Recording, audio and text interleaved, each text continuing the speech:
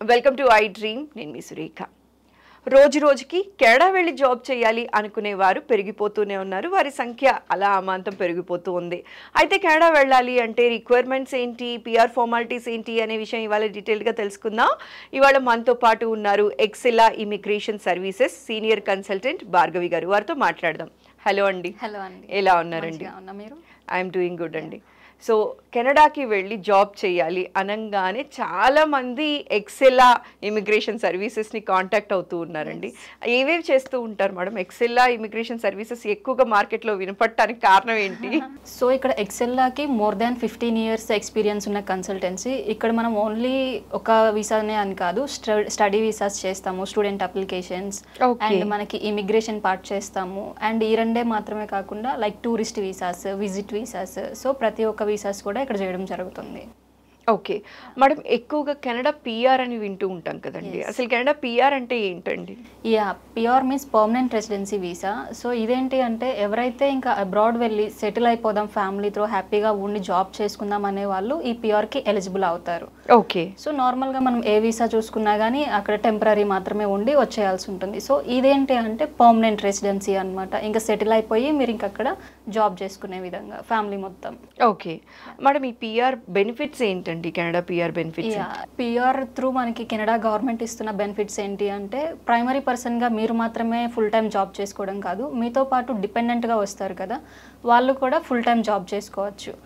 And మీరు relevant job చేసుకోవాలా అంటే కాదు, ఇన్ ఎనీ ఫీల్డ్ మీరు జాబ్ చేసుకునే ఛాన్స్ మనకి కెనడా గవర్నమెంట్ అందిస్తుంది. అండ్ మీతో పాటు కిడ్స్ ఉంటారు కదా, 18 years వచ్చేంత వరకు ఫ్రీ ఎడ్యుకేషన్ మనకి కెనడా గవర్నమెంట్ అందిస్తుంది. ఓకే. అండ్ హోల్ ఫ్యామిలీకి ఫ్రీ మెడికల్స్ కూడా వస్తుంది. అండ్ వీటితో పాటు మనకి అన్ఎంప్లాయ్మెంట్ బెనిఫిట్స్ అనేది కూడా ఈ కెనడా గవర్నమెంట్ త్రూ మనం అందుకోవచ్చు.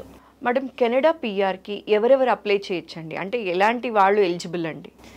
ఇక్కడ ఆల్రెడీ కెనడా గవర్నమెంట్ మనకు ఒక లిమిట్ పెట్టుంది. లైక్ మనకి నెంబర్ ఆఫ్ ఇన్విటేషన్స్ ఇస్తుంది కదా అనేసి కాదు, ఎవరైతే ఎలిజిబుల్ ఉంటారో వాళ్ళని మాత్రమే అలా చేస్తుంది. సో ఇక్కడ ఏంటంటే ప్రతిదీ పాయింట్స్ బేస్డ్ ఉంటుంది. అవుట్ ఆఫ్ 100 points ఎవరికైతే 67 points వస్తాయో వాళ్ళు కెనడా పిఆర్కి ఎలిజిబుల్. ఓకే. ఈ 67 points ఏమేమి బేస్ చేసుకుని ఉంటాయి? మీ ఏజ్, మీ క్వాలిఫికేషన్, అండ్ మీకున్న వర్క్ ఎక్స్పీరియన్స్, అండ్ మీరు రాస్తున్న ఐఎల్స్. సో ఈ ప్రొఫైల్ని బట్టి మీకు 67 points ఉంటాయి. సో ఎవరైతే అవుట్ ఆఫ్ 167 మీట్ అవుతారో వాళ్ళు ఎలిజిబుల్ అవుతారు. ఓకే. బేసిక్ రిక్వైర్మెంట్స్ ఏంటండి? ఇక్కడ మినిమం ఎవరు అప్లై చేసుకోవాలి పిఆర్కి అనుకుంటే ఎవరైతే డిగ్రీ కంప్లీట్ అయిపోయి minimum 2 years experience in any field ఉన్నా కానీ కెనడా పిఆర్కి ఎలిజిబుల్ అవుతారు.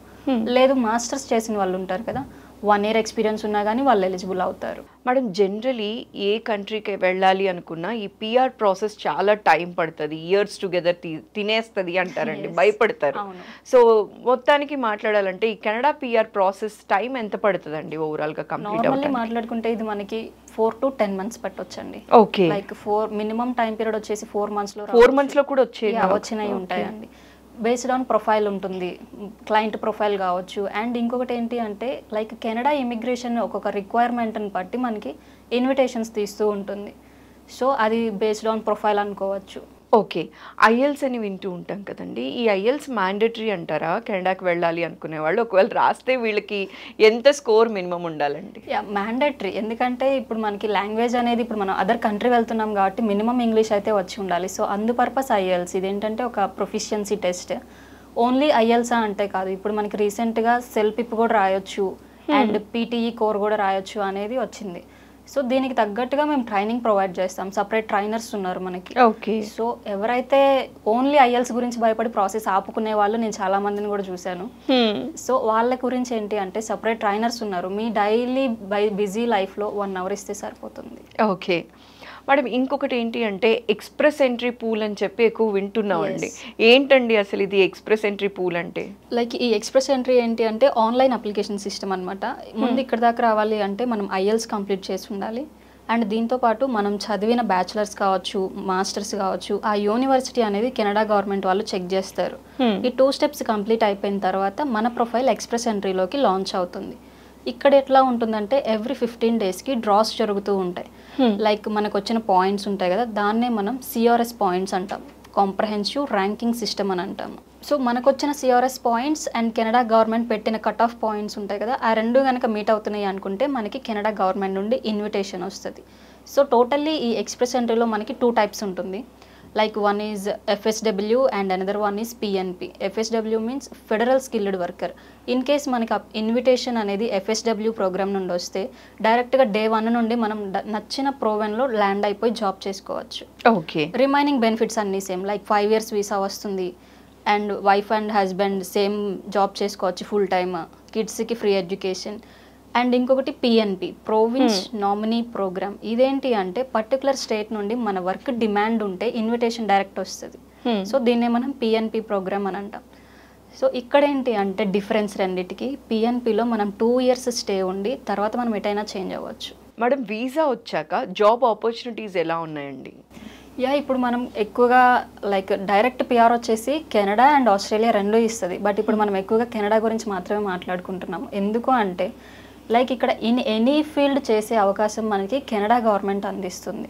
ఇన్ ఎనీ ఫీల్డ్ మనకి మినిమం 2 years ఎక్స్పీరియన్స్ ఉన్నా మనం కెనడా PRకి ఎలిజిబుల్ అవుతాము. అండ్ అది ఐటీనే ఉండాలా అంటే కాదు, ఐటీ కావచ్చు, నాన్ ఐటీ కావచ్చు, లైక్ మెడికల్ ఫీల్డ్, ఇట్లా సపరేట్ కనుక ఏ ఫీల్డ్లో ఎక్స్పీరియన్స్ ఉన్నా కానీ మనకి అక్కడ డిమాండ్ కంపల్సరీ ఉంటుంది. అండ్ ఈ డిమాండ్ మనం తెలుసుకోవాలి అనుకుంటే ఫస్ట్ స్టేజ్లోనే తెలుసుకోవచ్చు. అసెస్మెంట్ ఫామ్ ఉంటుంది, ఎలిజిబిలిటీలోనే మనకి NOC కోడ్ అని ఉంటుంది, నాక్ కోడ్, 5 digit కోడ్. అది తెలిస్తే అసలు మనకి ఎంత డిమాండ్ ఉందనేది మనకి ఇనిషియల్ స్టేజ్లో తెలుస్తుంది. మేడం ఒక్కసారి వీసా వచ్చిన తర్వాత ఫ్యామిలీ ఒకటేసారి వెళ్ళొచ్చా అండి కెనడాకి? వెళ్ళొచ్చు. ఓకే. లైక్ ఈ PR ఏంటి అంటే టోటల్లీ ఫ్యామిలీ మొత్తానికే అనమాట. వైఫ్, హస్బెండ్ అండ్ కిడ్స్ వస్తారు. ప్రైమరీ పర్సన్ ఏంటి అంటే మనకి PR వచ్చిన తర్వాత మనకి కెనడా గవర్నమెంట్ టైం ఇస్తుంది. లైక్ 8 to 10 months వరకు టైం ఇస్తుంది. ఆ టైం పీరియడ్ వరకు వాళ్ళు అక్కడ ల్యాండ్ అవ్వాలి, ప్రైమరీ పర్సన్. అండ్ డిపెండెంట్ వచ్చేసి అది వాళ్ళ చాయిస్. ఓకే. తీసుకువెళ్ళాలి అనుకుంటే ఇనిషియల్గా తీసుకువెళ్ళొచ్చు, లేదు అనుకుంటే వాళ్ళు సెటిల్ అయిన తర్వాత అయినా తీసుకువెళ్ళొచ్చు. మేడం ఒకవేళ డిపెండెంట్కి ఎక్స్పీరియన్స్ ఏది లేదు అనుకోండి, వాళ్ళు కూడా PRకి అప్లై చేయొచ్చు? చేయొచ్చు. ఇద్దరు లైక్ స్పౌస్ కావచ్చు, ప్రైమరీ పర్సన్ కావచ్చు, ఇద్దరిలో ఎవరి ప్రొఫైల్ బాగుంటే, లైక్ బాగుంది ఇన్ ది సెన్స్ మనకి ప్రొఫైల్ పాయింట్స్ ఉంటాయి కదా, ఎవరికైతే బెటర్ పాయింట్స్ వస్తున్నాయో వాళ్ళు ప్రైమరీ ఉంటారు, రిమైనింగ్ వాళ్ళు డిపెండెంట్గా వెళ్తారు లైక్ ప్రైమరీ పర్సన్కి. సో ఇక్కడ డిపెండెంట్ ఏంటి అంటే అసలుకి వాళ్ళు క్వాలిఫికేషన్ కానీ ఎక్స్పీరియన్స్ ఉండాలి అనేది ఏమి ఉండదు. లైక్ వాళ్ళు IELTS రాస్తే ఏంటి అంటే ప్రైమరీ పర్సన్కి సపోర్ట్ పెరుగుతుంది, లైక్ పాయింట్స్ యాడ్ అవుతాయి. సో అది మాత్రమే చేంజ్ ఇక్కడ. IELTS మ్యాండేటరీనా డిపెండెంట్ అంటే అంతేం కాదు. ఓకే.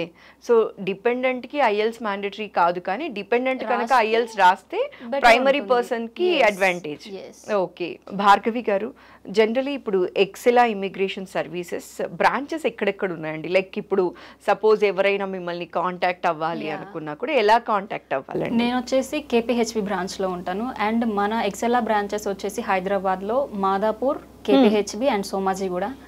అండ్ ఏపీలో వచ్చేసి విజయవాడ, వైజాగ్ అండ్ గుంటూరు. అండ్ మనకి దుబాయ్ అండ్ USA కూడా బ్రాంచెస్ ఉన్నాయి. సో ఎక్కడ ఎవరైనా డైరెక్ట్గా మీట్ అవ్వాలి అనుకుంటే నియర్ బై ఉన్న బ్రాంచెస్ని కాంటాక్ట్ అవ్వచ్చు. Okay. Thanks for your valuable time అండి. చూసారు కదండి, చాలా కన్ఫ్యూజన్స్ మీకు ఇవాళ క్లియర్ అయ్యాయి కదా. మీరు కూడా ఎక్సెలా ఇమిగ్రేషన్ సర్వీసెస్ వారితో మాట్లాడాలి అనుకుంటే కింద కాంటాక్ట్ నెంబర్ ప్రొవైడ్ చేస్తున్నాం. ఆ నెంబర్కి కాల్ చేసి అపాయింట్మెంట్ ఫిక్స్ చేసుకొని మీ దగ్గరలో ఉన్న బ్రాంచ్కి వెళ్ళి మీ డౌట్స్ అన్ని క్లియర్ చేసుకోవచ్చు. Thank you so much.